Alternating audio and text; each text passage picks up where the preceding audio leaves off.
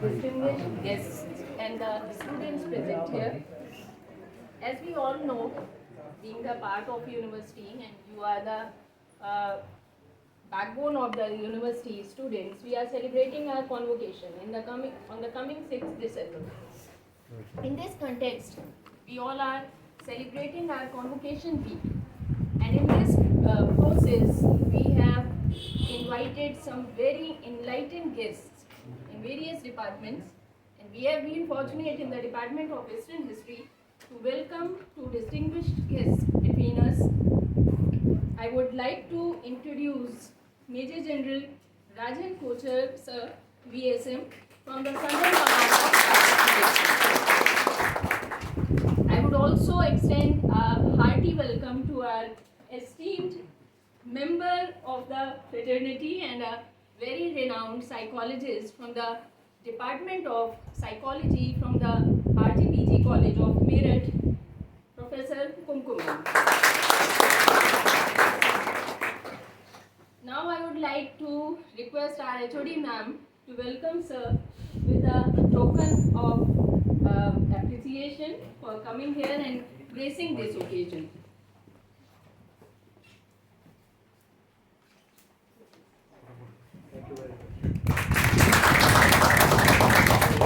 I would now request ma'am to hand over the token of appreciation to Professor Kumkum ma'am.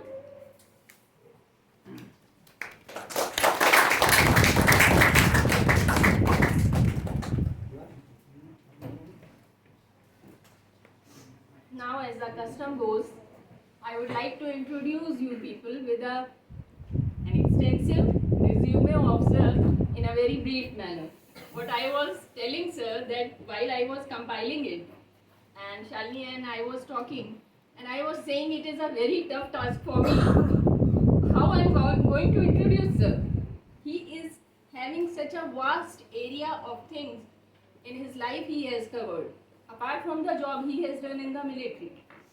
Now I am going with the contributions of sir towards the nation in the form of his services rendered in the military or in the form of academician. You will be surprised to know how much he had worked in the field of academics also.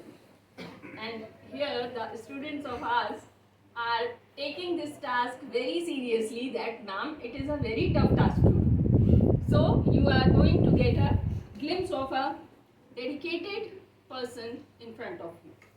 Sir has been former MG AOC Central Command. Presently sir is Vice Chairman National Council of News and Broadcasting. Sir is a known international affairs and defense analyst. He has been an alumnus of National Defense Academy. He is an expert in Defense Services Staff College. He is a member of College of Defense Management. Sir has, being in the army, he has actively participated in operational areas of Jammu and Kashmir and the another sensitive area, Northeast. Sir has been the instructor of College of Material Management in Jabalpur. He had been the 8th camp to the Governor of Tamil Nadu. Sir is a certified neuro-linguistic program practitioner post. Sir will going to tell you about this in detail. Sir has been a reputed expert on military logistics and supply chain management. He is also having in the field of academics, as I told you, he has done his PhD in emotional intelligence. Sir is a prolific writer and defense analyst. Sir has also done his master's in management studies and MSc in defense studies. So I think this is going to take a toll on you people. What to do? Sir has been a regular in Economic Times, contributor in Economic Times, and has published articles on national security, defense modernization and geopolitics, which we are going to have a lecture on. And the very big contribution in the field of academics he has done is a book, Breaking the Chinese Myth. So you can, if you want to read it, you can get it on Amazon. Sir has been a member of Manohar Parrikar Institute of Defence Studies and Analysis and a member of Center for Joint Warfare Studies. He is also a member of Society of Aerospace, Maritime and Defence Studies, Chief Patron of International Institute of Influencers. Now coming on the medals and awards which Sir has acquired in his service of life. He has got the medal, Vishisht Seva Medal by the President of India. Another few awards, because I had to compile: Global Legend Peace Award, Netaji Subhash Chandra Bose Award, Akhand Bharat Gaurav Award, and last but not the least, Dr. APJ Abdul Kalam Award by various reputed organizations. So, this was a brief introduction of Sir, because I had to shorten it up, and I would like to invite once again my HOD to welcome Sir. Okay, so we are taking the privilege to welcome Sir to give his address. Light बोलिए कुछ आगे आगे आगे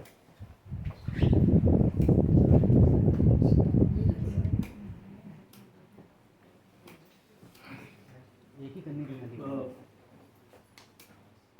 Good afternoon to everybody. I'm grateful to head of Department of Western History here, and I have been in Lucknow. My last posting was here, and I retired from here. I was MG AOC Central Command, and 3 years I was here. आप देखा है cantonment में आपने 2 tank देखे होंगे. That used to be my office, and I am coming back to Lucknow after 5 years, and it's a privilege and honor to be part of your fraternity here and to share my views on this interesting topic, the role of India and the current geopolitical situation. We are all aware, because we keep on reading in the newspapers,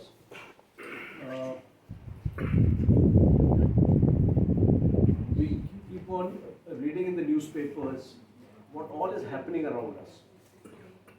but हमको बहुत ज़रूरी है इसको understand करना, जो politics में हो रहा है, क्यों हो रहा है, और उसमें आने वाले वक्त में इंडिया का क्या रोल हो सकता है. It's important to understand. But before I start my topic, clear understanding of geopolitics is required. ये है क्या चीज़ geopolitics? We all have studied. इसमें 3 इम्पॉर्टेंट हिस्से हैं जिनको मैं चाहूँगा आप अपने माइंड में रखें जैसे हम आगे बढ़ेंगे अपने top. First is geography, the next is economics, and the third is demography. ये 3 चीज़ें पॉलिटिक्स के ऊपर कैसे इम्पैक्ट करती है और आपकी फॉरेन पॉलिसी को कैसे शेप करती है. Because what ever Jio politics is all about, वो फॉरेन पॉलिसी, एक देश की फॉरेन पॉलिसी जो है वो उसको अफेक्ट करता है. तो ये बहुत ज़रूरी है आप लोगों को समझना कि how geopolitics can play a role in shaping the foreign policy of a country. And you are students of history, you will understand better. आपका political science का भी आपके subject से background है, so it is more to do with your understanding of the subject.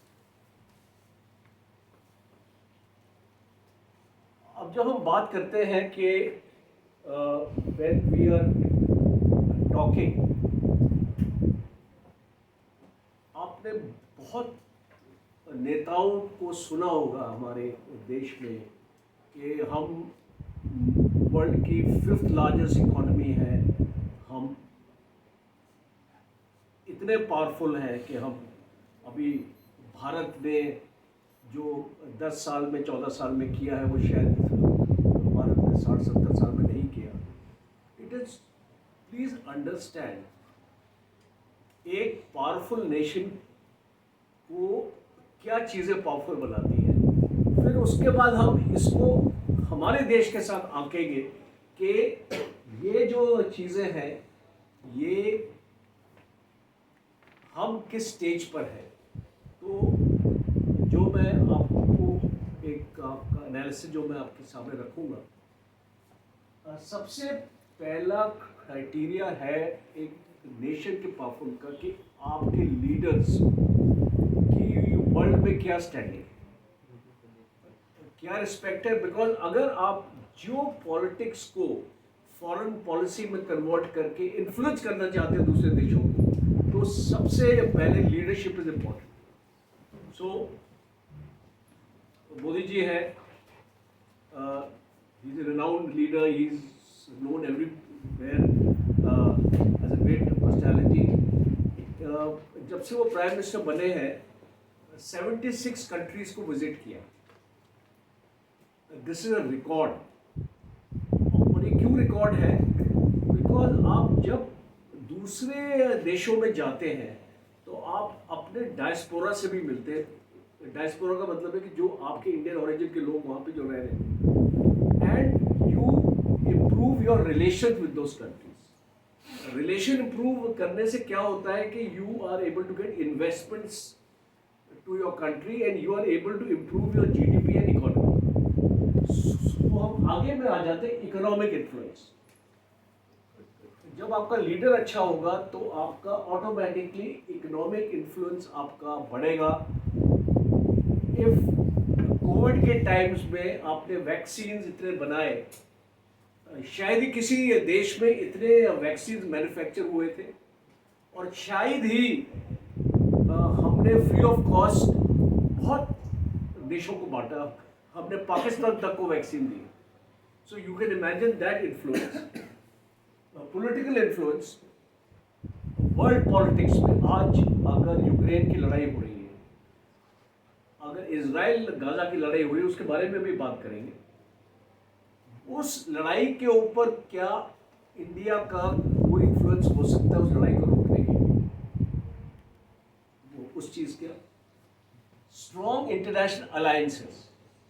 अब हम alliance की बात करते हैं, क्वाड आप जानते हैं, क्वाड्रिलैटरल डायलॉग है। ये 4 कंट्रीज हैं, इसमें ऑस्ट्रेलिया है, जापान है, यूएसए, इंडिया है, और इसके साथ साथ ब्रिक्स भी हम उसके हैं। G20 में हमने, आपने देखा, लीडरशिप हमने की है, और हमने आसियान में, हम आसियान के कोर में नहीं है पर हम आसियान प्लस में है, और SCO जो ऑर्गेनाइजेशन है आपकी, शंघाई कॉर्पोरेशन ऑफ कंट्रीज, हम उसका भी हिस्सा है।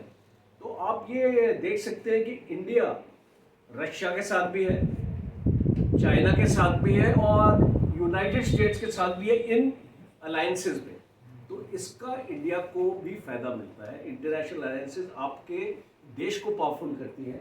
और फाइनली हमको मिलिट्री को नहीं भूलना चाहिए, बिकॉज अगर आज आप लोग यहाँ पे सुरक्षित हैं, you are safe and sound, it is because of the Indian armed forces.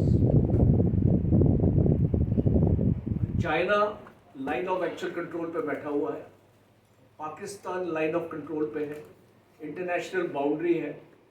ये जो तीनों बिल्कुल अलग अलग चीज़ें हैं, और वहाँ पे इंडियन आर्मी का जवान 24/7 खड़ा है। हम लोग यहाँ दिवाली मनाते हैं, उनके लिए कोई दिवाली नहीं है, कोई फेस्टिवल नहीं है उनके लिए। उनके लिए बस एक ही है कि हमने अपने देश की रक्षा करनी है। और इसीलिए मैं इम्पोर्टेंट ये चीज़ रखता हूँ, आप लोगों को मैसेज देना मैं चाहता हूँ कि अपने जवान को, अपने सोल्जर को please respect, because they need your respect and they need your love, जो एक्चुअली हमारे देश में उनको मिलता नहीं।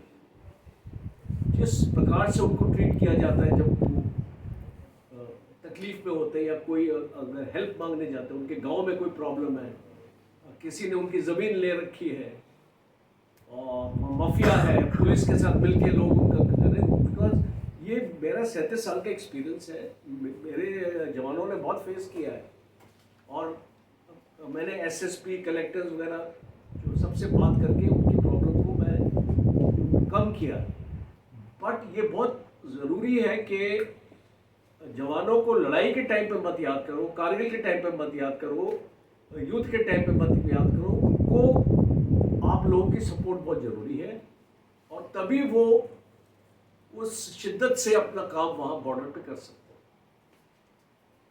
हैं। इंडिया की जो अगर पावरफुल कंट्रीज की रैंकिंग है, don't be surprise, we are 14th, so we have a long way to गो।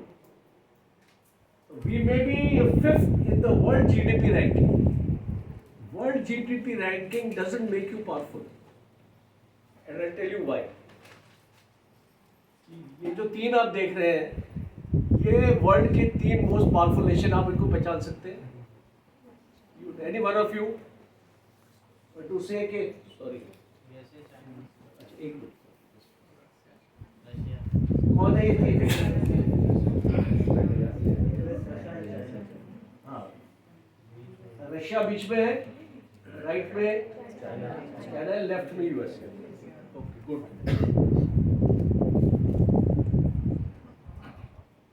अब ये स्लाइड आपको दिखाई नहीं दे रही बिकॉज ये कुछ टेक्निकल है प्रॉब्लम।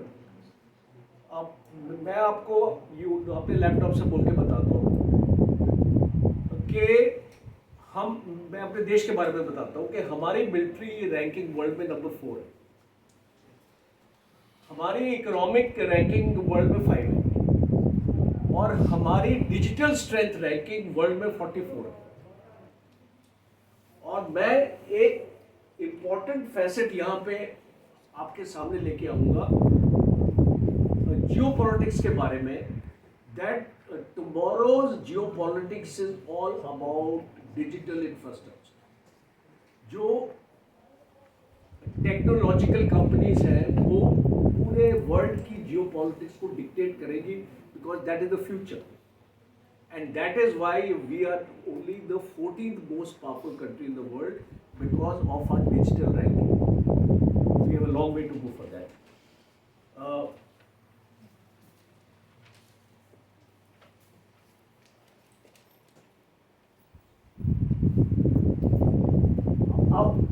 आप ये जो आपको चार्ट दिखाई दे रहा है, ये बेसिकली ट्रेड ब्लॉक्स। एक आपको वर्ल्ड जियोपॉलिटिक्स को मैं 3 क्षेत्र में बांट सकता हूँ। One is security, one is economic and the other is digital. ये 3 चीज़ें आप याद रखना जियोपॉलिटिक्स में। Geopolitics is not only about security, it is about security, economy and digital. So, अगर आप ये मैप देख रहे हो और अगर आप ऊपर देख रहे हैं, ये सारी ग्रुपिंग्स हैं देशों की आपस में। जैसे गल्फ के देश हैं वो गल्फ कॉपरेशन काउंसिल के हिस्से हैं, GCC। तो जितना भी आप इजिप्ट देखते हैं, जॉर्डन देखते हैं, ईरान देखते हैं, इराक देखते हैं, ये सारे जो देश हैं they are part of GCC। तो वो एक दूसरे की मदद करेंगे। सिमिलरली आसियान में आपने देखा जो सार्क था एक हमारा जो था वो फेल हो गया पाकिस्तान की वजह से। सो ये सारी चीज़ें आपको याद रखनी है।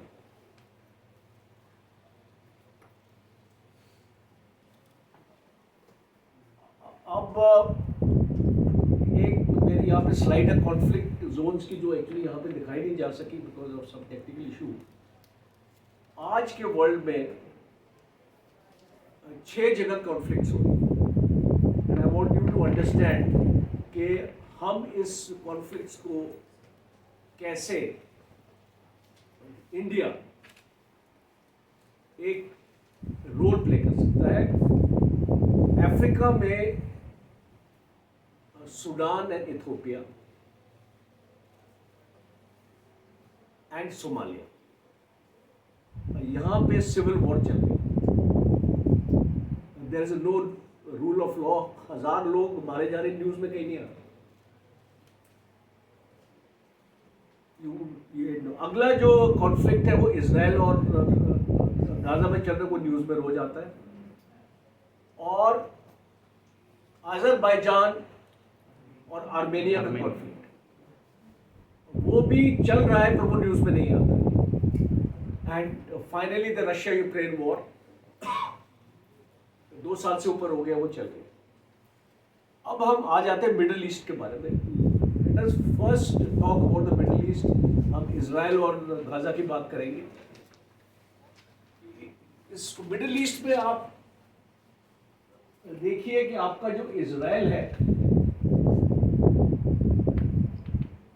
वो इतना सा हिस्सा है इधर, और इजराइल के जो बॉर्डर कंट्रीज हैं, जॉर्डन है, इजिप्ट है, लेबनान है और सीरिया है, ये 4 कंट्रीज ने इजराइल को घेर रखा है। और ये चारों कंट्रीज अरब मुस्लिम कंट्रीज हैं। इजराइल इज ज्यूइश नेशन, और इजराइल के अंदर भी एक हिस्सा है, वेस्ट बैंक आप देख रहे हैं, जिसमें पैलेस्टीनियंस भी रहते हैं। So we are confronted with ideological problem, we are confronted with a religious problem. कल हम इसके बारे में बात करते हैं कि many people tell me कि हम इसको 2 state क्यों नहीं बना देते? Why don't we convert this West Bank into Palestine और बाकी हम इजराइल को देते हैं? क्या फायदा होगा? It will become like India and Pakistan, partition हो जाएगा। पार्टीशन के बाद जो हमारी प्रॉब्लम पाकिस्तान के साथ है 1947 से लेके अभी तक, क्या वो प्रॉब्लम गई हमारी? आज इन्फिल्ट्रेशन हो रही है, टेररिस्ट अटैक्स होते हैं, ये सेम चीज होती रहेगी। सो two-state solution, two-state proposal is not a solution. The solution is for 2 people to understand each other, 2 communities, जो मुस्लिम्स हैं, क्रिश्चियंस भी रहते हैं यहाँ पे और ज्यूज भी रहते हैं, ये 3 कम्युनिटीज हैं जो इस एरिया में रहती हैं। The solution is that all 3 communities must learn to coexist with each other. Because जब तक आपके माइंडसेट नहीं बदलेंगे, और ये माइंडसेट जो है मैं आपको बताऊं, ये आपकी यंगर जनरेशन ही बदल सकती है। आप लोग ही माइंडसेट अपने देश का भी बदल सकते हैं। और जिस दिन आपने ये अपनी दूरियां, अपनी रिलीजियस दूरियां, हिंदू, मुस्लिम, सिख, ईसाई and all these communities, जिस दिन आपने अपनी एक ये दूरियां इसको दूर कर दी, you will see how powerful India will become. हम अपने आप को आपसी झगड़ा करके हम अपने देश को वीक करते हैं। And I'll give you example. Indian army में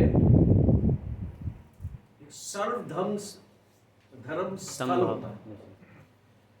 एक ही जगह में मस्जिद है, एक ही जगह में गुरुद्वारा है, एक ही जगह में मंदिर है।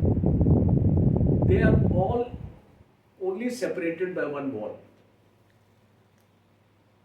एक बड़ी बिल्डिंग के 3 हिस्सों में ये तीनों चीजें होती हैं।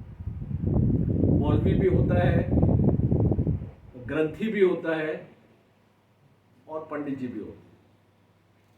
वो रोज अपनी पूजा करते हैं अपनी जगह।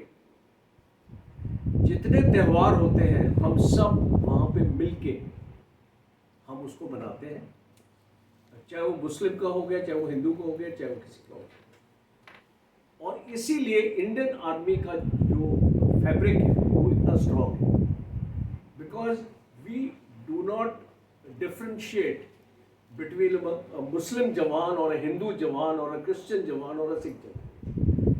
ये पूरी differentiation is created by the politicians for their vote banks. So you need to understand this aspect.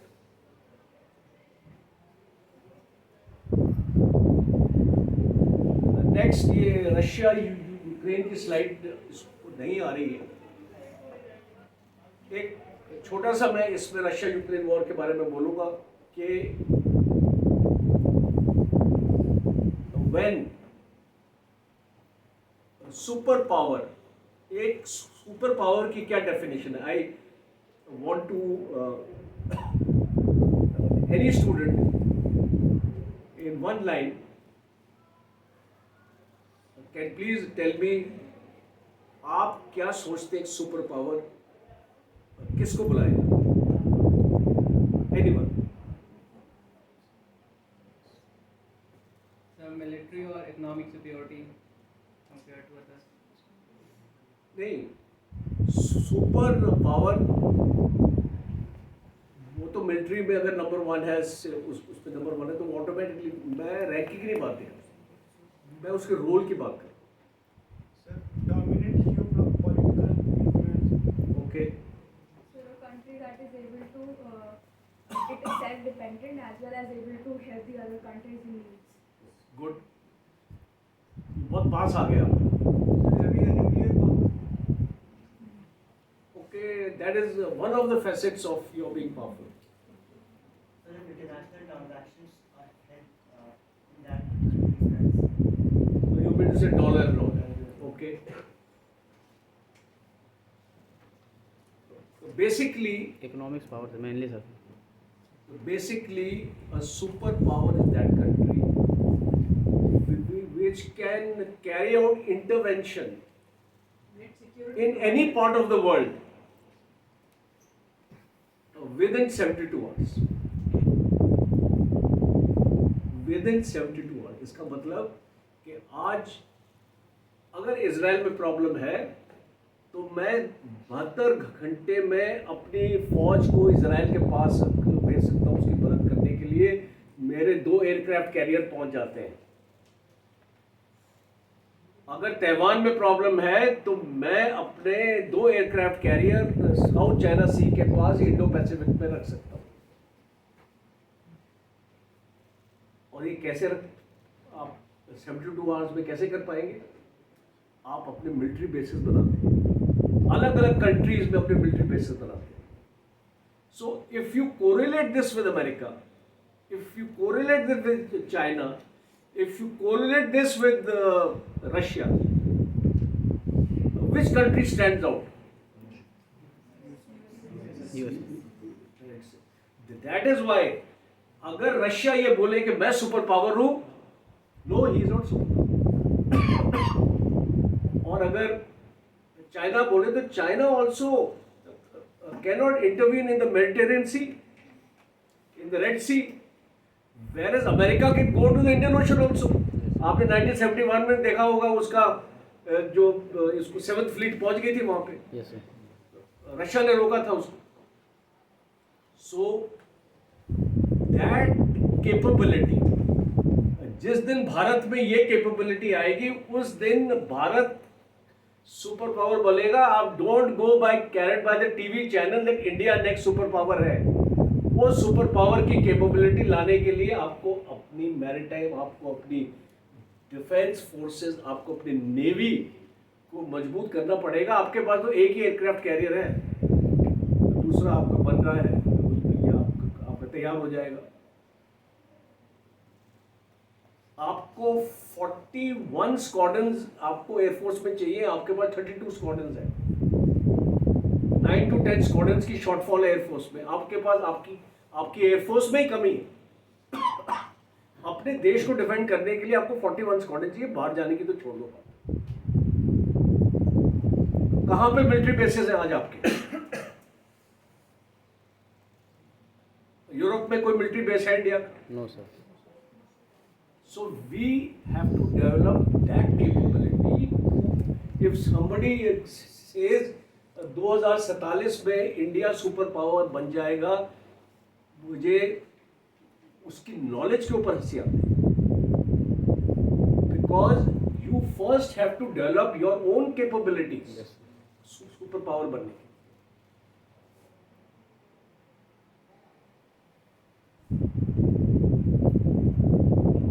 Now to become a superpower, these are the C lines of communication.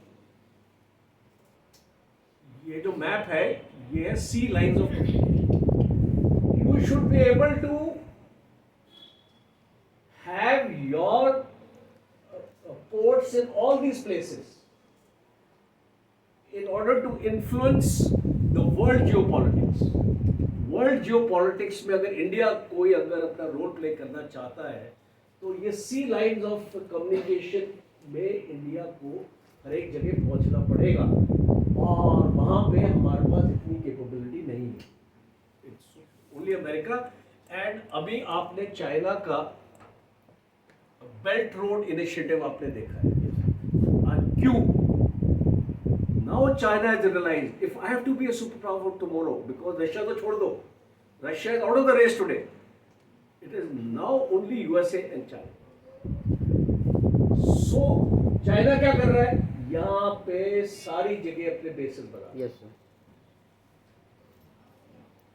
Belt road initiative, overland route ऊपर से है, आपने देखा ये जमीनी root बना रहा है.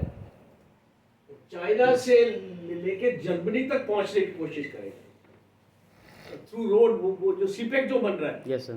पाकिस्तान, China. और ये लैंड रूट बना रहा है. हबन टोटा में चला गया, चिटागोंग में चला गया, ग्वादर में चला गया, हॉर्न ऑफ अफ्रीका में चला गया है, डिजिबूती जिसको बोलते हैं. जिबूटी है, sir. तो ये सारे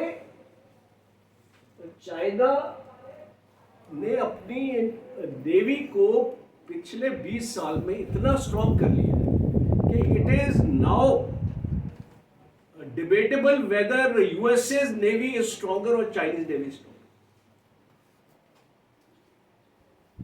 US has got 11 aircraft carriers, China has got only 3 aircraft carriers. So aircraft carrier is a platform जिसको आप कहीं भी जगह मूव कर सकते हो. उसके साथ 10-12 वॉरशिप्स होती है. यू सॉ अबाउट 120 एयरक्राफ्ट होते हैं उस एयरक्राफ्ट कैरियर में. 90,000 उसमें सेलर्स होते हैं और जो इसको लड़ाई करने वाले होते हैं. सो इतनी पोर्टेंट फोर्स आप कहीं पर भी 48 घंटे में पहुंच सकते हैं. और उन लोगों ने अपने जो 11 एयरक्राफ्ट कैरियर्स हैं उनको इंडो पैसिफिक में 2 लगा रखे, मेडिटेरेनियन में लगा दिए 2, ऐसे करके उनने फैला रखे.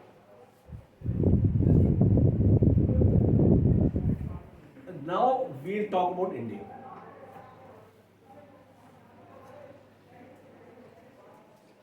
What is the way ahead? हमारा इंडिया का अब हम अपने देश को हम आगे हम इसको कैसे लेके जा सकते?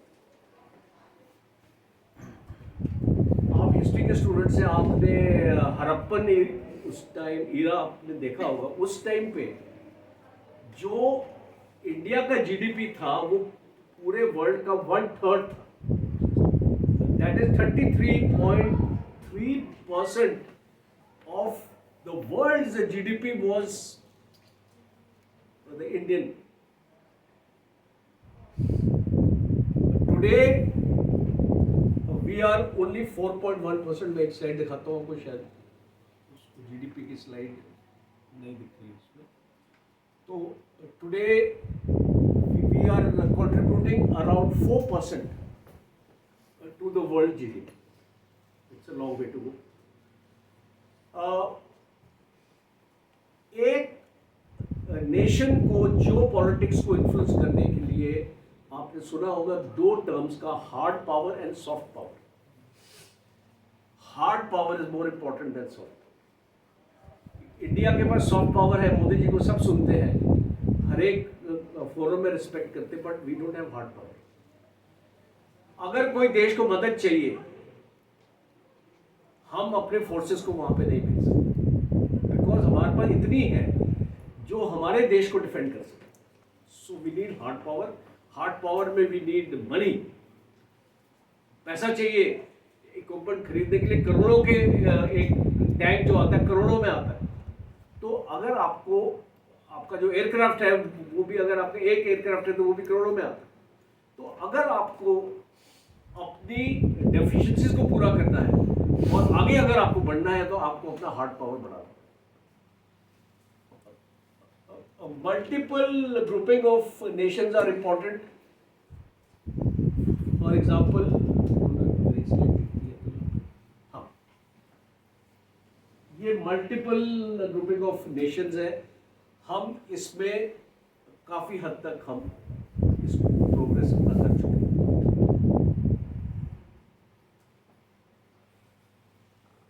एक इम्पोर्टेंट डेवलपमेंट हमारे जो पावर को इंक्रीज करेगी वो है India middle east Europe economic corridor. G20 में इसका आपने पढ़ा होगा और आपने सुना होगा that if we have to make a difference in the world, right from Mumbai and Arab country से होते हुए आप सीधा यहाँ पे इटली और फ्रांस तक पहुंच जाए. So that is very बहुत ज़रूरी है. It is very essential for India to build this corridor. और इस इजराइल की लड़ाई से इसके ऊपर एक क्वेश्चन मार्क आ चुका है, बिकॉज अभी सऊदी अरेबिया इंटरेस्टेड नहीं है और इजराइल का जो एक हाइफा पोर्ट है Yes, sir. वो अदानी ने ले रखा है. You know that. Yes, sir. क्यों लिया है? It is because of building this economic order. Because Israel के बाद वो अगर हमारे पास हाइफा पोर्ट आ जाता है तो उसके बाद सी रूट है. ये लैंड रूट, ये है रेलवे. सऊदी अरेबिया में हमारी इंडियन रेलवे पहुंच चुकी है और वहां पे सऊदी अरेबिया में रेलवे लाइन बना रही है, रेलवे कनेक्टिविटी बना रही है हमारी Indian railway. So we are there. इसको हम बहुत फास्ट ट्रैक कर रहे हैं बिकॉज हम जैसे सीपैक को आपने सुना होगा 10 साल से चल रहा है, बट प्राइम मिनिस्टर मोदी ने बोला है कि इसको Indian middle east economic corridor को 3 साल में कंप्लीट कर. So that is our aim to actually go. Next important है we have to dominate the Indian ocean. आज आपकी जो नेवी है, आपके जो भी अंडमान एंड निकोबार आइलैंड्स आप देख रहे हैं, यहाँ पे आपका कैंपबेल बे है. जकार्ता के पास हमने एक वहाँ पे सराउंड पोर्ट है, वहाँ पे हमने अपना नेवल बेस बनाया. और मालदीव्स में तो अभी आपने सुना होगा, उन्होंने बोला कि आप निकलो यहाँ से. Yes, sir. वहाँ पर भी हमारा एक प्रेजेंस था. ज़्यादा नहीं थे लोग, बट हमारा वहाँ पे प्रेजेंस था, बट वो अभी चाइना के इन्फ्लुएंस में आ रहा है. सो द बिगेस्ट कॉम्पिटिटर जो हिंदुस्तान को आगे नहीं बढ़ने देगा वो कौन सी कंट्री है? China. No, United States. Please understand this. This will come to you as a shock, but if you understand world geopolitics, you will see that United States Hindustan को आगे नहीं बढ़ेगा. हिंदुस्तान को हमेशा अपने थंब के नीचे रखेगा. This is an important analysis which I want you all of you. You will come to your own conclusion. और जो मैं आपको जो बता रहा हूँ आप ये देखेंगे कि I'll be proved correct. United states ने रशिया को खत्म करने की कोशिश की. यूनाइटेड स्टेट्स ने चाइना के साथ हाथ मिलाया. अगर आप देखें आज भी, you open the Google, you will see that maximum trade is happening between US and China in spite of all problems. Why? China से हाथ मिलाए, बट अब वो उसको उसने रियलाइज किया कि चाइना भी बड़ा स्ट्रांग बन रहा है भाई, मुझे थ्रेटन कर रहा, अब वो चाइना को खत्म करने की कोशिश कर। कल अगर इंडिया भी इस स्टेज पे आएगा जी, और चाइना जैसा पावरफुल हो जाएगा तो United States will also try to finish India. This understanding is very important for students of geopolitics.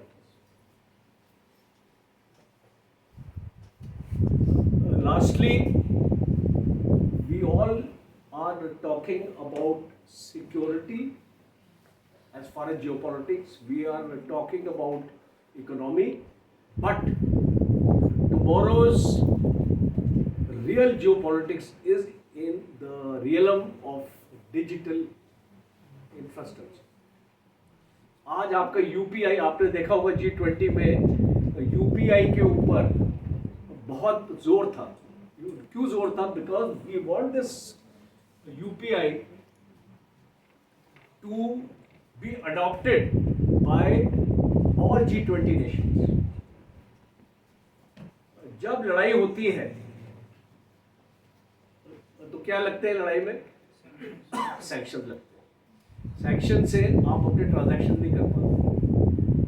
But अगर आपके पास UPI होगा तो आपके ऊपर कोई कंट्री सैंक्शन नहीं लगा सकता, because you have got the digital transfer. You will be able to move money from place A to place B। Your supply chain management will not get affected. ये जो आपने कोविड में देखा था, supply chain का इतना बुरा हाल था, हमारे पास ऑक्सीजन नहीं थी हमारे देश में। सिंगापुर से हमने ऑक्सीजन मंगाई, हमारे इंडियन नेवी के शिप्स गए थे सिंगापुर ऑक्सीजन लेने के लिए। सो अगर आप सुपर पावर है तो आपके पास ऑक्सीजन क्यों नहीं थी? You have to be prepared for these things, and that is why America आज किस चीज में अपने आप को सेल्फ सफिशिएंट कर रहा है? Semiconductors and critical materials. ये दो चीजें याद रखना। If you want your country to develop, you must able to manufacture your own semiconductors। आप देख रहे हैं अहमदाबाद में लग गई है factory. And your critical materials, जो चीज स्टील हो गया, आयरन हो गया, आयरन ओर हो गया, यू कैन नेम इट। जब तक आपकी कंट्री में इसका मैन्युफैक्चर होगा, and if you will not be dependent on any other country, then कोई भी देश आपके ऊपर सैंक्शन लगा दे, आपको कोई फर्क नहीं पड़ता। आज रशिया के ऊपर सैंक्शन लगने का जो कोई फर्क पड़ा? 10%, 15%, 20%, इससे ज्यादा नहीं पड़ा। Same way we have to develop our nation. जिंदगी में आई लाइक दिस कोट, ये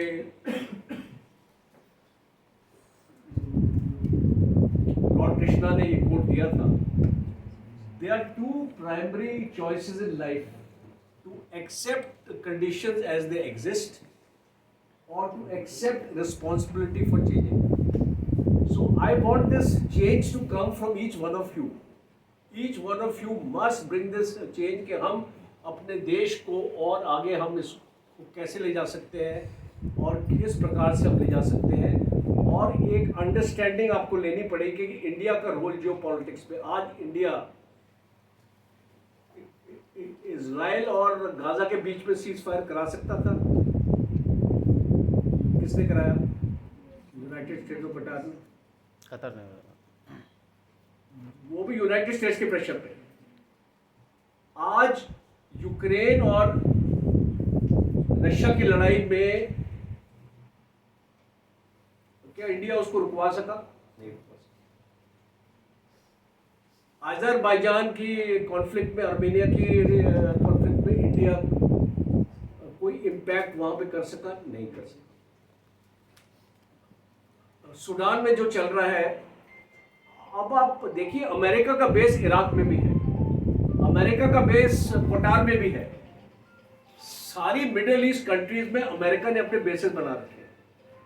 वहां पे जब आप ऐसी सिचुएशन में पहुंचेंगे, जब आप अपने खुद के बेसिस आप इसको बना पाएंगे, only then you can call yourself as you have a role in the world geopolitics, उसके पहले तो बस it will be only G20 conferences and all good, हाथ मिलाओ और चले जाओ। जब तक आप इस चीज को नहीं समझेंगे, देश को मजबूत नहीं करने की कोशिश करेंगे, you will not achieve anything। I've come to the end of my talk now. I hope I've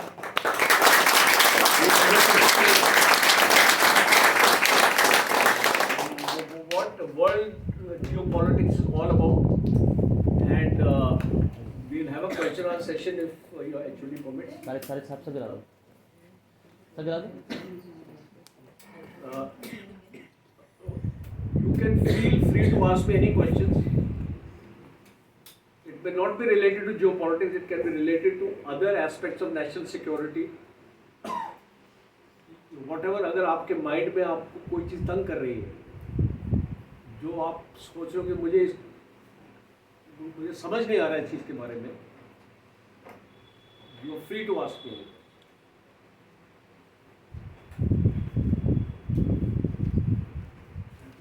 don't feel shy. मुझे भी ना क्लासरूम में मैं उठ के हाथ कभी नहीं खड़ा करता, जब तक टीचर नहीं बोलते दिखाओ you get up give the answer.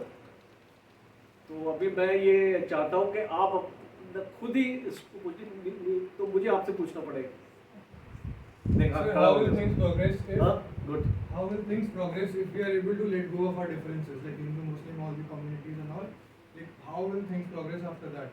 Like, what do you think about that? Good question and very relevant. अभी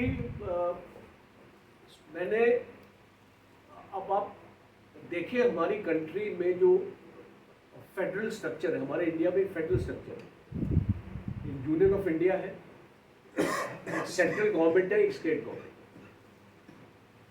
जहाँ पे आपने देखा कि सेंटर और स्टेट गवर्नमेंट अलग अलग है, तो आपने देखा वो स्टेट में कोई ना कोई प्रॉब्लम चलती है।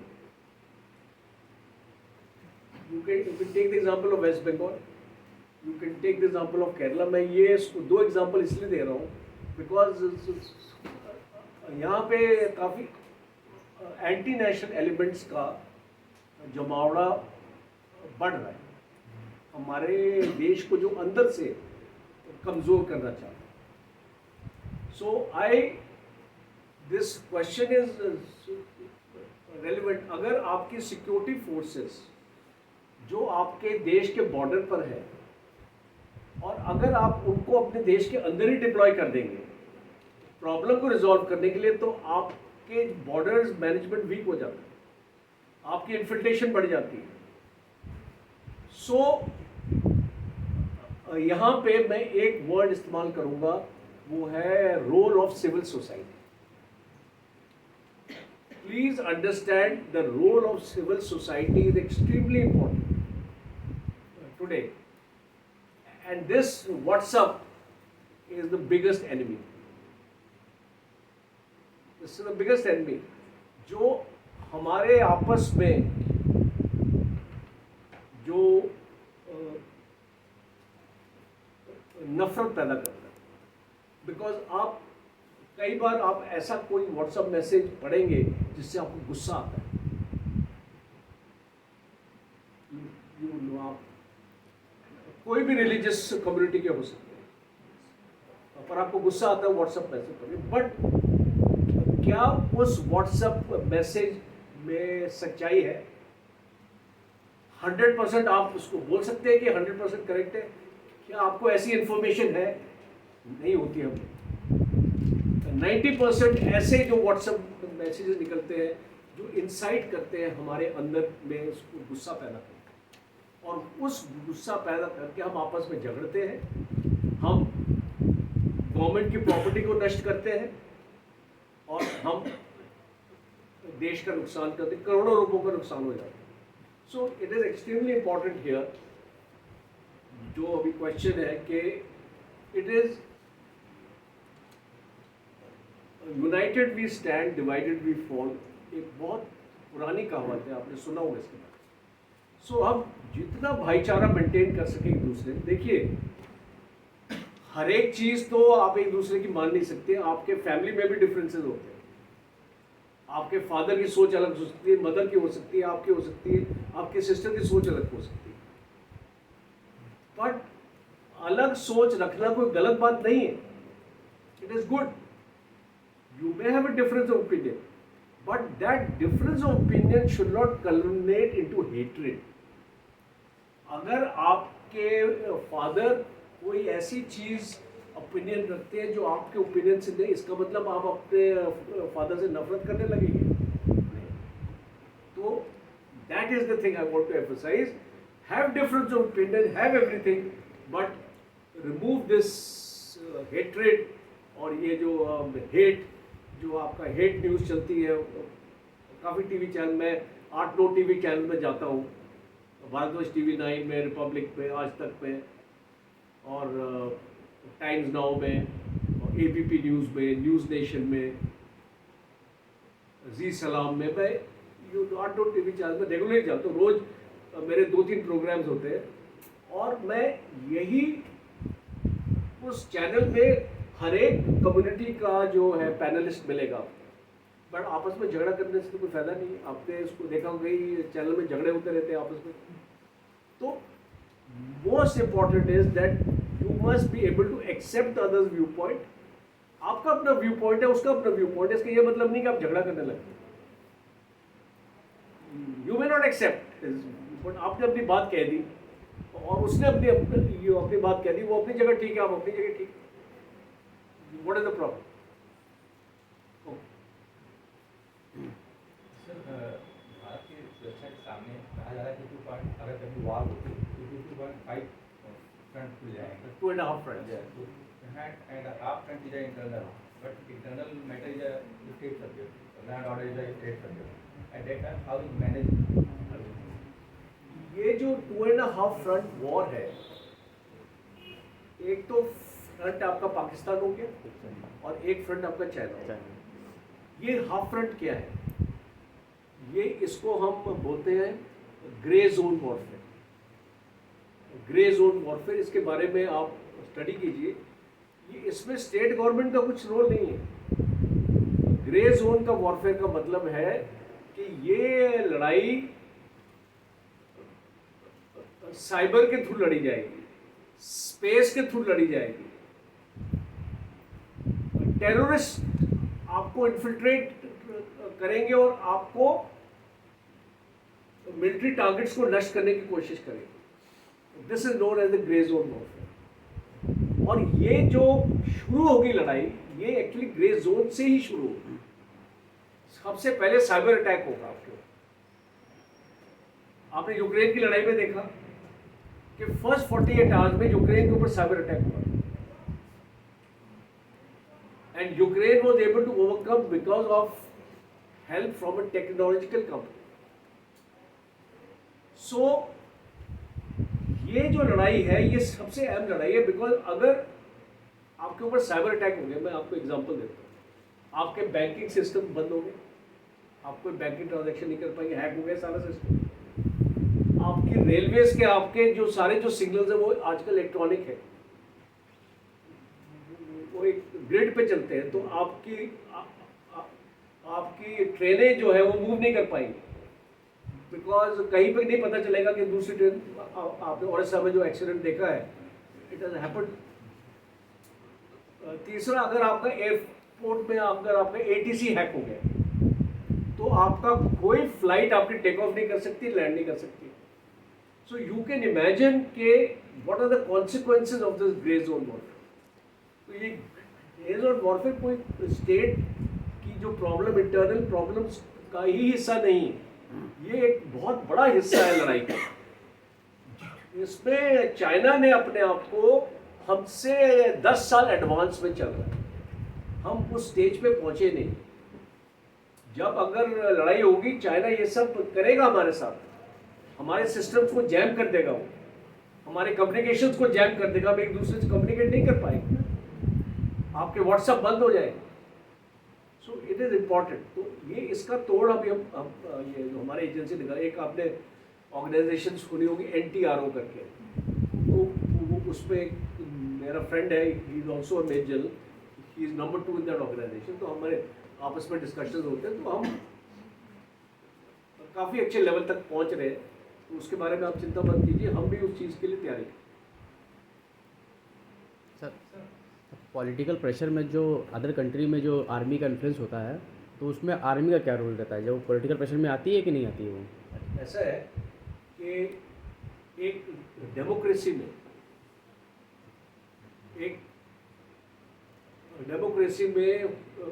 फौज वही करेगी जो उसका पॉलिटिकल लीडर उसको बोलेगा करने। So your political aim, supposing Modi ji ने बोला कि आप पाक ऑक्युपाइड कश्मीर पे हमला कीजिए, हमको वापस चाहिए, जी वो एक पॉलिटिकल एम है उसमें, तो हमारे जो चीफ हैं वो उसके ऊपर कार्रवाई करेंगे कि हम इसको कैसे हासिल करें, जी और अगर नहीं हासिल कर सकते तो मोदी जी को बोलेंगे सर पॉसिबल नहीं। जी सो कोई भी लड़ाई में, इजराइल की लड़ाई में पॉलिटिकल एम किया है कि हमास को खत्म करो। जी अभी मिलिट्री लगी हुई है, अपना मिलिट्री एम बनाया कि खत्म करने के लिए। मेरे पास बहुत अच्छी स्लाइड थी जिसमें टनल्स दिखाए थे सारे, इंटरलिंक टनल, जो मैं आपको दिखा नहीं पाया। वो उस टनल को खत्म करना मिलिट्री एम हो गया, और हम अगर उसको खत्म करेंगे तो हमास को खत्म करेंगे। सो ये पॉलिटिकल एम, कोई भी लड़ाई होती है सबसे पहले पॉलिटिकल एम दिया जाता है, उसके बाद मिलिट्री एम बनता है। तो इसीलिए मैं बोलता हूँ कि जो आपके लीडर्स हैं अगर वो सेंसिबल है, और इसमें एक चीज़ और मैं अपना कमेंट करना चाहता हूँ कि अगर हमारे देश में और 15 साल लड़ाई नहीं होती है चाइना के साथ या पाकिस्तान के साथ, तो आप उम्मीद लगा सकते हैं कि हम वर्ल्ड की 3rd लार्जेस्ट इकोनॉमी तक पहुंच जाए। आज हमारी जो इकोनॉमी है वो ऑलमोस्ट $4 ट्रिलियन पे पहुंच चुकी है। हमारा टारगेट है $5 ट्रिलियन, और हम एक साल में जर्मनी को डिस्प्लेस कर देंगे और हम नंबर 4 पोजीशन पे आ जाएंगे। सो अगर हमारे देश में लड़ाई नहीं होती, क्योंकि लड़ाई में क्या होता है कि पैसा खर्च होता है, आपकी इकोनॉमी बर्बाद होती है, तो वो एक देश को 10 साल पीछे कर देता है। सो इट्स इम्पॉर्टेंट कि हम इसलिए चाइना से भी कन्फ्रंटेशन नहीं चाहते। आप देख रहे होंगे कि चाइना ने इतना ज़मीन ले ली पर हमने अभी अटैक क्यों नहीं किया, हमने क्यों? बिकॉज हम नहीं चाहते कि एक लड़ाई हो जिससे देश का नुकसान हो। वो पहाड़ी इलाके हैं, अगर उसमें बैठ गया 18,000 फीट पे 16, तो हमको क्या फर्क पड़ता है? ज़्यादा नहीं पड़ता। हमारे अगर वो कोई शहर पे कब्जा करता है, अरुणाचल प्रदेश को ले लेता है, सिक्किम को ले लेता है, तो हमको फर्क पड़ेगा। 10 पहाड़ के ऊपर आके बैठ जाएगा तो बैठे रहे, हम भी 10 पहाड़ के ऊपर बैठे। तो उस चीज़ के बारे में फिक्र नहीं करनी चाहिए। दो लॉस ऑफ टेरिटरी, उसमें देश की इज्जत भी कम होती है, बट अगर हम लड़ाई रोक सकते हैं और एक स्पेशली ऐसे देश के साथ जो हमसे पावरफुल है, तो it's always better. Very good afternoon sir. आपने शायद अभी सुना होगा रिसेंटली जो एंटार्क्टिका में जो एक मतलब बिगेस्ट ग्लेशियर है आइस का 823 है, वो सर उसकी मूवमेंट सर रिकॉर्ड हुई है, और अभी वहाँ पे ये जो ग्लोबल वार्मिंग की वजह से वो पिघल रहा है glacier. Yes, almost 30 years post ये हो रहा है। तो सर मैं ये पूछना चाह रहा था कि इसका क्या मतलब इम्पैक्ट रहेगा, इन्फ्लुएंस रहेगा ज्योग्राफी पे या फिर पॉलिटिकल पे? Very good question. ये थोड़ा सा स्लाइटली डिफरेंट है जियो पॉलिटिक्स से, बट इसका इन्फ्लुएंस इसलिए रहेगा बिकॉज अगर आपने उस एरिया को देखा है, आर्कटिक ओशन के एरिया को, उस एरिया को, तो उसमें रशिया के साथ जुड़ता है वो एरिया और कनाडा के साथ जुड़ता है, और एक और कंट्री है डेनमार्क या पता नहीं, आई थिंक आइसलैंड है, ग्रीनलैंड। तो ये 3-4 कंट्रीज के साथ जुड़ता है, और इस एरिया में आपको तेल मिलेगा और इस एरिया में आप अपनी गैस एक्सप्लोरेशन कर सकते हैं। तो it is what lot of minerals because जब आपकी आइस मेल्ट होती है तो इस एरिया को डोमिनेट करना, हर एक नेशन इसको डोमिनेट करे, तो आप देखेंगे कि जैसे जैसे ग्लोबल वार्मिंग होगी और आर्कटिक ओशन आपका मेल्ट होगा, वहाँ पे रशिया और अमेरिका के बीच में फिर से तनाव बढ़ेगा और वो जियो पॉलिटिक्स को affect.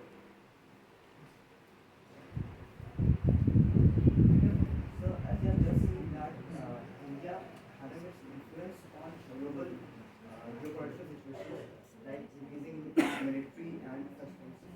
So if you don't have, if India is supposed to intervene through its military in other nations' conflicts, then where does diplomacy comes and how these two things go hand in hand? See it is important, diplomacy अपनी जगह, capability अपनी जगह। Diplomacy में आप दोस्त बनाते हैं, आप अपने नेशनल इंटरेस्ट को आगे रख के, जैसे हमने रशिया के ऊपर सैंक्शन लगा पर हमने रशिया से ऑयल लिया, और हमने क्यों लिया? बिकॉज हमको सस्ता पड़ा, हमको $50 अ बैरल पड़ा ऑयल, जो इसको बाकी है वो इसको $70 $80 अ बैरल आपको जो आपको मिल रहा है। तो हमने, हमारी इकोनॉमी को बड़ा फायदा हुआ बिकॉज हमने इसमें फॉरेन एक्सचेंज अर्न किया। सो इसीलिए जहाँ पर डिप्लोमेसी है हम उसका फ़ायदा लेंगे अपनी इकोनॉमी को बढ़ाने के लिए, और इसको अपनी मिलिट्री के साथ नहीं कंफ्यूज करना है, बिकॉज हमारे पास कैपेबिलिटी नहीं है किसी दूसरे देश में जाके, मालदीव तक ही जा सकते हैं हम। आपको याद होगा जब मालदीव में कू हुआ था तो Indian yes sir, army forces गई थी, पैराट्रूपर्स गए थे और उनको गवर्नमेंट को बचाया था। तो हम उतना ही कर सकते हैं जितना इंडियन ओशन में हम कर सकते हैं, उससे ज़्यादा हम नहीं जा सकते।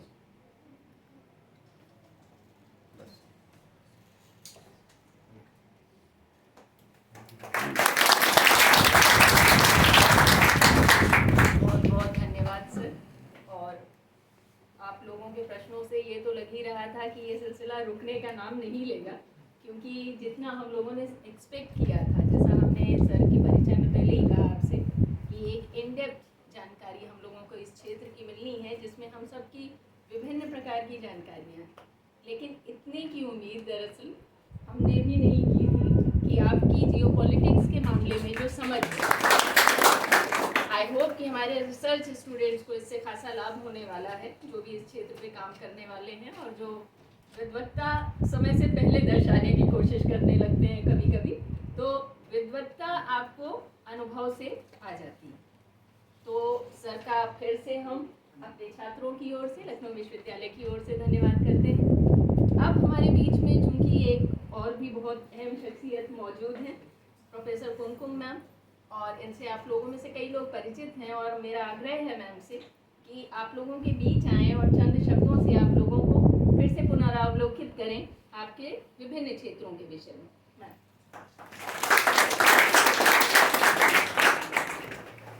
पहले तो आपके डिपार्टमेंट का धन्यवाद, क्योंकि इतना इंटरेस्टिंग लेक्चर मुझे सुनने को मिलेगा। इतनी अच्छी तरह से आपने बताया, इतना क्लैरिफाई, मैं खुश हो गई। अब जैसे कि आप कह रहे थे कि नहीं, अगर ये प्रेजेंटेशन नहीं हुआ तो भी मैं कर लूँगा, लेकिन बिना प्रेजेंटेशन के आपका इतना इफेक्टिव नहीं होगा, क्योंकि बच्चों को जो सामने दिखाई देता है ना उससे बहुत क्लियर होता है। आपने बैठ भी दिखाया, ये भी दिखाया, अगर आप खाली बोल रहे तो शायद इतना नहीं समझ में आया, तो उससे और भी ज़्यादा इंटरेस्टिंग हो गया। आप ये मानते हैं ना कि सामने आपके पास प्रेजेंटेशन था, तो उससे और भी अच्छा आपका जो भी जितना आपने बताया था बहुत अच्छा है। सबसे बड़ी बात ये, आजकल जैसे मैं न्यूज़ चैनल देखती हूँ, खासतौर पर दो इसलिए देखती हूँ क्योंकि उसमें इलेक्शन के अलावा आता है, एक तो TV9 है और दूसरा है उसमें केवल ऐसा देख के ऐसा लगता है कि अब वर्ल्ड वॉर हुआ, अब थर्ड वर्ल्ड वॉर हुआ, तो पूरा अच्छा लगता है। मैंने कहा क्योंकि ऑर्डर को इलेक्शन वाला बड़ा सर TV9 में आजकल ये रशिया का और यूक्रेन का चल रहा है, 2.5 साल हो गया, तो मैं कब से देख रही हूँ, अपने 2 दिन में हो जाएगा, 3 दिन में हो जाएगा, तो मुझे बड़ी तसल्ली से हुई कि अभी कोई ऐसी विषय होने वाला नहीं है। तो बड़ा अच्छा आपने एनालिसिस दिया, बड़ा अच्छा आपने ये बताया कि किस तरह से इतना आसान नहीं है। अब जैसे ये आ रहा था कि सारी अरब कंट्रीज उसके फिलिस्तीन के साथ चली जाएंगी, सारी उधर चली जाएगी, कोई कहीं नहीं है, क्योंकि सब अपना इंटरेस्ट देख रहे हैं। आपने बताया कि एक लड़ाई होने में कितना ज़्यादा खर्चा होता है, तो सब अपने बारे में नहीं सोचेंगे, सब इसराइल के बारे में, हमास के बारे में सोचेंगे, सब अपने बारे में सोच रहे हैं कि हमारा क्या नुकसान हो जाएगा, हमें क्या फ़ायदा है इससे। तो उस चीज़ को देखते हुए ये जो झगड़ा है, तो मेरा डर आज काफ़ी कुछ ठीक हो गया कि अभी झगड़ा मुझे कोई डर नहीं है। तो वो बहुत बड़ी चीज़ है कि हमारा इंडिया भी देखता है, जैसे आपने कहा कि इंडिया भी ये देखता है, चाइना से लड़ाई करने क्यों नहीं चला जाता। सब जैसे आपने कहा कि सब कहते हैं कि चाइना से क्यों नहीं लड़ता, क्यों नहीं अपनी टेरिटरी को लेता, क्यों नहीं लेता, क्यों नहीं लेता, लेगा और लड़ाई होगी और हम पीछे चले जाएंगे। तो ये सारी चीज़ें सोचता है, हर इंसान सोचता है, हर देश सोचता है। तो इन चीज़ों की भी बड़ी तसल्ली होगी। और मैं वाकई में बहुत ज़्यादा आपकी शुक्रगुजार हूँ कि इतनी सारी चीज़ें आपने बताई। और वाकई इसराइल और हमास को लेकर मुझे जैसे वेस्ट बैंक वाली समझा आपने बताया, वो मुझे थोड़ा कन्फ्यूजन सा था कि क्यों नहीं है। तो अब समझ में आया कि वही वाली पोजीशन आ जाएगी, पार्टीशन वाली, कोई चीज़ सुलझेगी ही नहीं। तो वो तो मुझे अपना जो है एनलाइटमेंट बहुत ज़्यादा हुआ, तो उसके लिए आपको बहुत शुक्रिया अदा करती हूँ। दूसरा, मुझे बड़ा अच्छा लगा कि आपने इमोशनल इंटेलिजेंस पर काम किया है। मैं साइकोलॉजी की टीचर हूँ, तो इमोशनल इंटेलिजेंस हमारा ही सब्जेक्ट है। मुझे बड़ा अच्छा लगा कोई आर्मी वाला भी इमोशनल इंटेलिजेंस पर काम इमोशंस का ज़रा कम रोल होता है, हाँ ज़्यादा ज़रूरत है इमोशनल इंटेलिजेंस की। तो बहुत बहुत शुक्रिया। डिपार्टमेंट मिलेगी, उन्होंने मुझे इतना अच्छा लेक्चर करने का मौका दिया।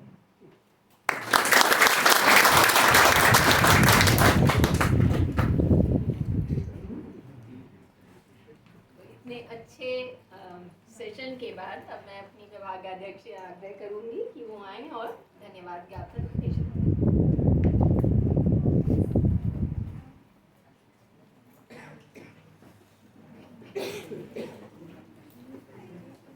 I think हमेशा एक ही चीज़ मुश्किल होती है, वो है how to end. But when you gain something, I think it is that what you have achieved. पर दो चीज़ मैं सर की ज़रूर कहूँगी कि आपने कहा ना डिप्लोमेसी और कैपेबिलिटी में अंतर करना सीखिए। और ये बात मैं आज आपसे ज़रूर कहूँगी कि from this lecture you should take these words with you. How to coexist, कि हम सोसाइटी में कैसे को एग्जिस्ट करेंगे, इस पर ध्यान दीजिए और अपनी कैपेबिलिटी को पहचानिए। Then you will get less जो हमारे यहाँ आजकल बहुत प्रॉब्लम हो रही है, everybody is talking of depression, everybody is talking of lows in life, उससे आप निकल पाएंगे। Because each one of us is gifted, but we have to understand कि हमें अपनी एनर्जीज को कहाँ लगाना है। और जैसा कि अभी कुमकुम दीदी ने कहा कि इमोशनल इंटेलिजेंस, मुझे लगता है आर्मी वालों को वो सबसे ज़्यादा उसकी ज़रूरत होती होगी, because they are humans. And मुझे मौका मिला है कभी कभी टू गो अमंग्स देम, तो मुझे लगता है कि हर व्यक्ति इंसान तो है, पर जो उसका काम है उसके लिए वो ट्रेंड है। तो you have to excel in your field. There is no room for emotions when you are professionally executing your duty. तो शायद आप लोग अब उस स्टेज पे आ रहे हैं, your next step will be in professional world. See, professional world is very ruthless. वहाँ पे अपनी सबकी अपनी जगह है, coexistence भी है, पर there is a very hard fight. तो उस hard fight के लिए उसमें where you have to be one step ahead and where you have to be one step back, आपको इसे समझना पड़ेगा। आई होप कि आप इस चीज़ को अंडरस्टैंड करेंगे। और because being a good student is important, but being a good human being is also important. तो जहाँ तक बात है कि हम लोग बात करते हैं right from Ashoka we are talking of coexistence, but as human beings this is the most difficult task which we have on our hands, how to coexist, how to understand that without two hands you cannot clap. So the life is not where we can think कि single handedly हम कहीं पहुँच पाएंगे. As far as the army is is concerned. जब मैं लद्दाख गई तो I was able to see those. तो कभी-कभी हम सोचते हैं कि we live in such, we have the luxury of living in such houses. People live without any luxuries and still they perform to their best. तो मुझे लगता है कि आप लोगों को भी ये चीज़ समझ में आनी चाहिए. Whether you have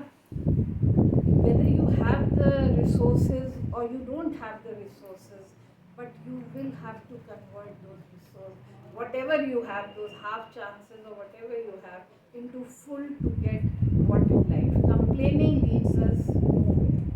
And I think that is one thing we will have to understand, क्योंकि इंडिया में demography, जैसे सर ने पहले, we have a huge population, we understand the agony of the youth, and we understand our resources also.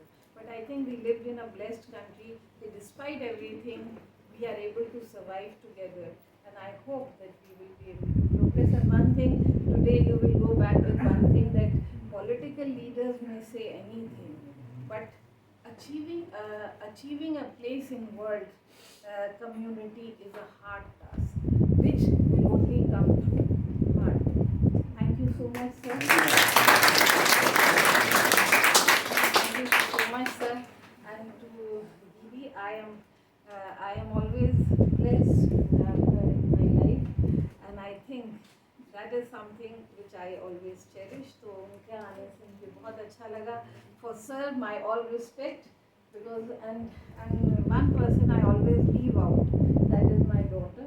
But today I must say it is through her that you came, and I am very happy, because when she wanted to join army, I always told her, why do you want to go into an area where you are not, you will not be performing your best, because होता क्या है ना, for girls at that time there were many restrictions, and as a person of history I know what war is all about. So how can you have, so I always used to tell कि ऐसी जगह जाने से क्या जहाँ पे restrictions पहले से ही हो, because you go into a field to explore whatever you can and to reach the heights, because that should be your goal. But when she went to Air Force, I think when she came out as a determined person, and that is what I must say, that Indian forces can all be about, a determined person to do what you can. Even when you don't have shoes, you know how to survive on ice. So thank you so much. It's a pleasure, and I hope, sir की एक book है, which Breaking the Chinese. But I think it has been left in the guest house, but he will be giving, and I'll be putting it in the library. So because we are also curious to know about China, because China, to understand a country which does not give any information of its own is not easy. So I think our military experts have the most access to whatever is happening there, and little we come to know, we are more knowledgeable about what is happening on that front. Thank you so much. And today एक और announcement करूँ जो अमिता जी भूल गई हैं. On 9th, she is the coordinator के mission शक्ति का program है, and again we will have a lady police officer coming to you. नाम क्या है? She is a posted officer here. ACP. And then and then there is a very good writer also. Two of the females will be coming here. So I hope कि जैसे ही उनका time निश्चित हो जाता है, आप लोग उस दिन भी आएंगे, because as I have said, I may have to make the arrangements. The program is always all yours. Thank you so much, because again we cannot coexist without each of us. You have to be there, and as teachers we all have to be there to be with you. Okay, thank you so much. So I hope this cooperation will continue.